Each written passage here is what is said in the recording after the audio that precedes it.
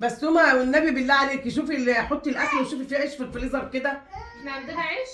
مش عارفه دوري في الفريزر كده يمكن تلاقي عيش. عندنا عيش ممكن تلاقي ماشي في الفريزر. هبص كده في الفريزر برضه. ماشي. ايه ده؟ هو فين العيش اللي ماما قالت عليه؟ ايه ده يا نهار ابيض؟ ده الفريزر عايز يتفجر.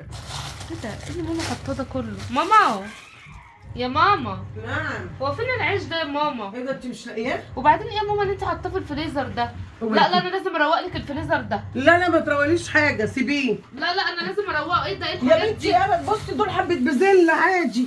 ماشي بزل عادي. ايه بقيه الحاجات دي؟ استنى اما اشوف هنا عيش. لا لا انا لازم يا ماما اروق لك الفريزر ده. استني بس.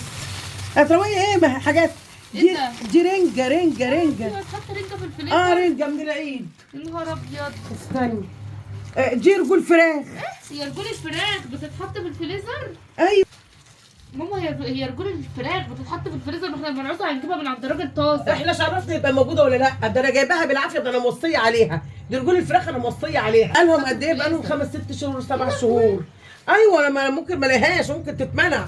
لا إن يا احنا ماما في بس مش للدرجات دي يا ماما. لا لا لازم اروق لك الفريزر ده على العيد. لا لازم يتروق. استني بس اقول لك. ده هنا ايه ده؟ تصدقي حتتين بتوع دول حتتين فراخ. كنت جايبه فرخه شلت حتتين.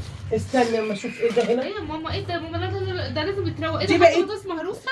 بطاطس مهروسه. بطاطس مهروسه اهي. في حد بيحط بطاطس مهروسه في الفريزر يا عجينه ماما؟ فلافل اعمليها. عجينه فلافل عجينه اهي. فلافل ماشي، انما رجول وبطاطس في عجينه الفريزر؟ فلافل اهي. دي بقى لها قد ايه؟ عشان برضك ايه يوم ما نحتاج ما نلاقيش نعمل عجينه الفلافل. ايه حبه كسكسي اهو. تعملوهم بحبه لبن. ارميهم يعني؟ ارمي الحاجات دي؟ يا ريتك بتاكليها في الاخر يا ماما. تفضلي حاطاها كده في الفريزر على الفاضي. ايه ده؟ استني ده في كنز هنا.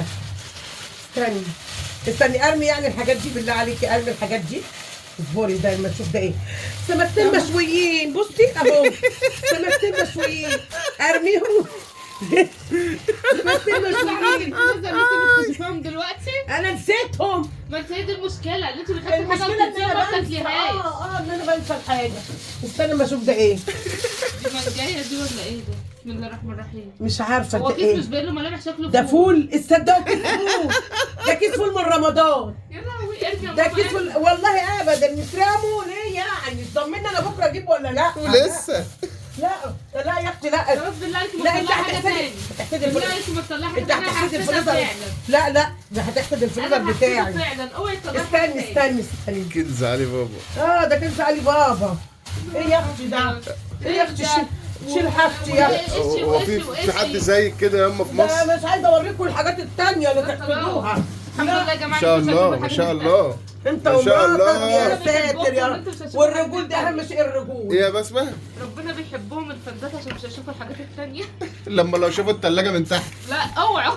هو حد احترموا يطلب نفسكم هو حد وتلاجتوا. يطلب التلاجة من تحت يا احترموا جماعة. نفسكم هتتصدموا من التلاجة من تحت. اهو عارفه دول ايه؟